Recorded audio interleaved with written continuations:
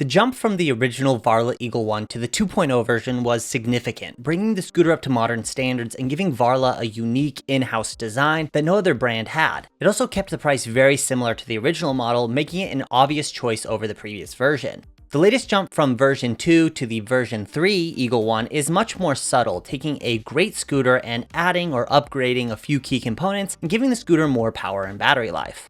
However, the new 3.0 version starts at nearly $2,000, making it a $450 price jump from the 2.0. It's also now only $200 less than its big brother, the Eagle One Pro, and it now has to compete with other $2,000 scooters, a price point filled with incredible products and potentially the most competitive area of the scooter market. This naturally lends the question, is this 3.0 upgrade worth it, or are you better off getting the 2.0, or the Pro, or another scooter? Let's take a look, see what's changed from the previous version, and I'll give you my verdict at the end. Let's go.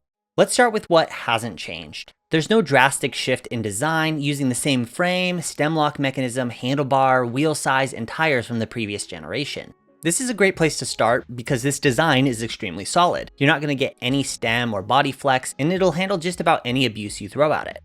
So what components and features have changed? Well, you get potentially the best new feature, new colors, wow! Actually, I'm a little surprised that they went away from the iconic red, going more outdoorsy with the green and gray. Varla doesn't provide much information about the suspension on their website, but the travel distance of the shocks feels the same or very similar, with the 3.0 having a bit slower rebound from what I can tell. The rebound is not adjustable like you sometimes see at this price, but slower rebound is definitely my preference, preventing that cheap, bouncy feel that normal spring suspension can have. The new large horizontal center display feels more modern, but doesn't offer any tangible benefits over previous models. It does some cool lighting effects while you're riding, but the core information stays the same and is mostly a cosmetic upgrade.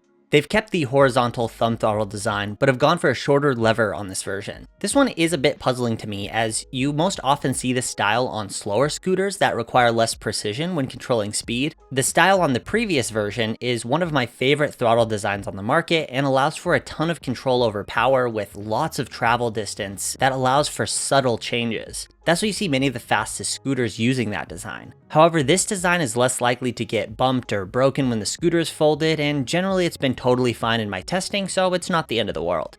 The large rear light bar and turn signals are being touted as another one of the major upgrades, and while I won't complain about more safety features and added brake light visibility, it feels much like a bolted on aftermarket light bar. I can feel my back foot hitting it when I ride, and in fact it's even bent a little from all the times my foot has rested on top of it. And on top of that, these signals cannot be canceled manually. You hit the turn signal and you wait for it to stop, which would be good for changing lanes in a car, but doesn't make much sense on a scooter. You want to be able to signal your intent to the cars around you, and having a turn signal that turns off automatically and that you can't control doesn't make sense for the types of signaling you would want to do on a scooter.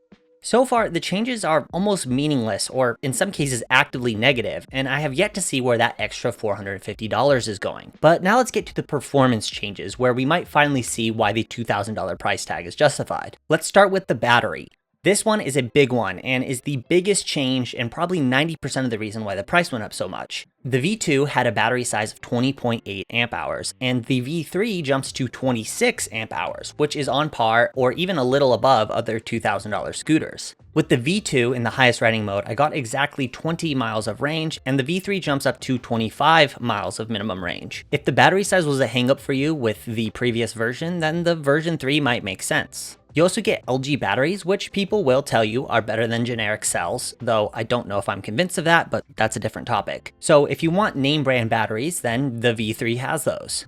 The battery is the most expensive part of any scooter, so you could reasonably justify the price with the battery upgrade alone. It just really depends on if you actually need that extra range.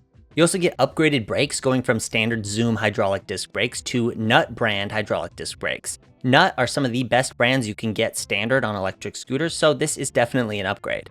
The brake feel is noticeably better with more control and progression in the levers, with really sharp aggressive stopping when you need it. Let's talk about motor power now, which is a bit of a weird one. They've gone from 1000 watt to 1200 watt motors, but the controllers are still 25 amps and the peak output is still 3200 watts. So speed and acceleration wise, there's no change. If there is some sort of change that I missed, it sure wasn't noticeable when riding the scooter. I suppose 1200 watts as a marketing bullet point looks better than 1000 watts, but other than that, I can't really understand why they changed the motors. You still get a top speed of just under 40 miles an hour, and out of the box, the acceleration time is actually pretty abysmal. Okay, I'm gonna test the 0 to 30 time comparison of the scooter out of the box, and then we're gonna throw it up into the highest acceleration mode. I'm using Draggy like usual for some pretty precise data, and yeah, so first run is out of the box, default P settings. Here we go, 3, 2, 1. Sluggish to say the least. 30, just make sure it gets up to 30 here, and then come to a stop. Okay, we got a verified 0 to 30 of 11.2 seconds. All right, well, that's not great. So I'm really hoping the P settings make up the difference here, because otherwise things are gonna start looking even worse for this scooter than they already do. Okay, so this is the setting that you're supposed to change, A9. You have to get into the advanced setting. Luckily it's all in the manual, which is nice. This is at 1. Okay, so it does look like, okay, it goes up to 4. So it does look like they start it at the very lowest. So I'm really hoping that this will be a significant jump up in acceleration power. Let's find out right now. Okay, maxed out acceleration values, 0 to 30 mile an hour test. Ready, 3, 2, 1. Better, some wheel spin.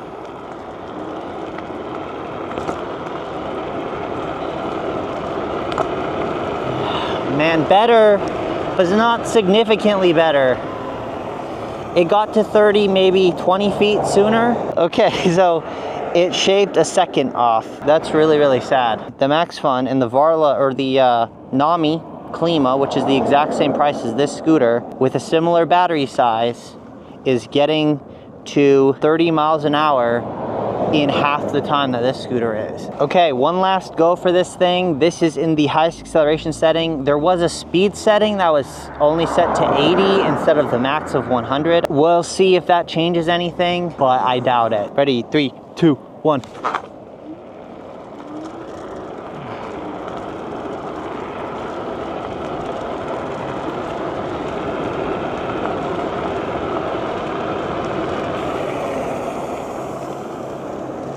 I don't know, maybe it hit 30 a little sooner. Yeah, 10.99 seconds, again, only a second faster.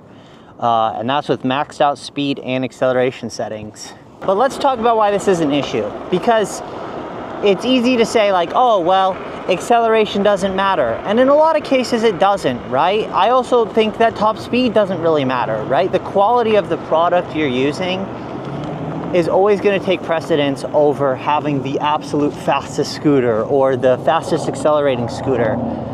The issue lies in its price, right? At $2,000, you're into a performance tier that is different than the $1,000 to $1,500 performance tier. The target market for a scooter like this are enthusiasts and people who care about acceleration and people who care about top speed.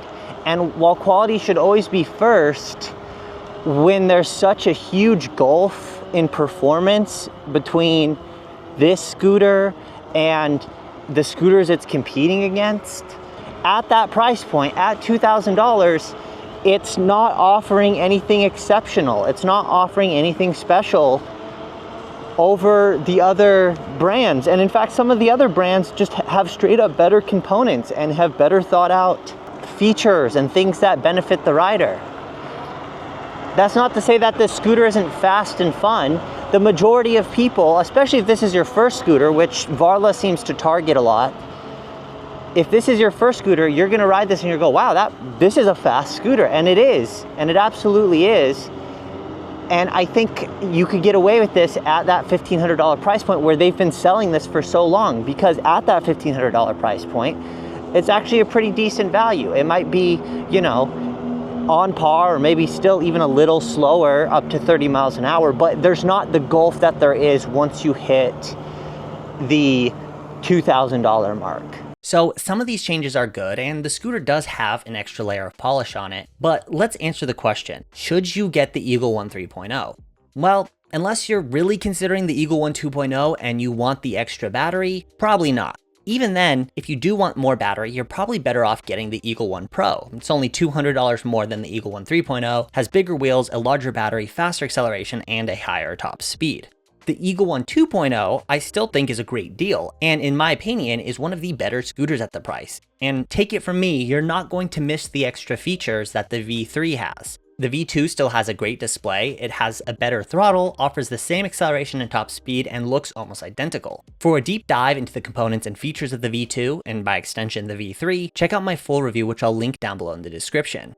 If you're wanting an incredible scooter with 10-inch wheels under $2,000, the 72-volt Max Fun 10 Pro is $200 cheaper than the Eagle One 3.0 while offering better specs and components. Basically, for the first time, I'm confused by Varla and who this scooter is for. This does feel like a bit of a rushed upgrade. There was nothing wrong with the 2.0 version that made it feel like it required an update this soon. Why not just add a larger battery option to the V2 while updating features like the new display and brake light? It's a great scooter, don't get me wrong. It's just positioned a little awkwardly in the market in my opinion. But what do you think? Does this scooter appeal to you? Does this fit a need that I didn't touch on? Let me know down in the comments. Thanks for watching as always, and I will see you in the next one.